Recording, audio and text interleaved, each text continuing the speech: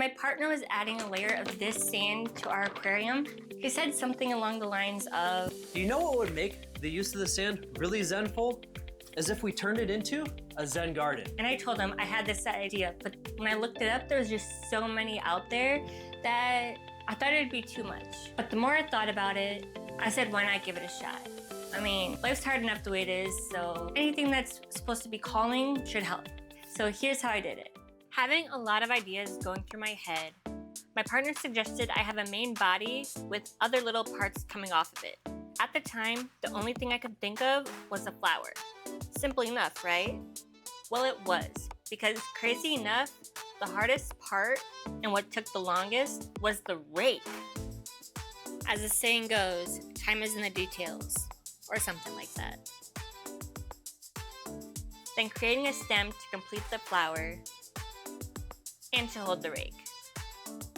Adding some final touches and fillets, and here's what I came up with. Over half a day of printing later, we have everything printed with the PLA Plus filament. And we'll attach the stem to the flower using a little hot glue. Once set, we'll put the rake in its place while we put in the sand. Hope I did not make a big mess of this.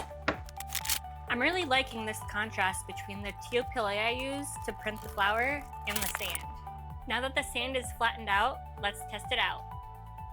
This is my first time ever using a Zen garden, so bear with me. This rake, while I like the handle, it's not seeming to run through the sand like I've seen in other Zen gardens.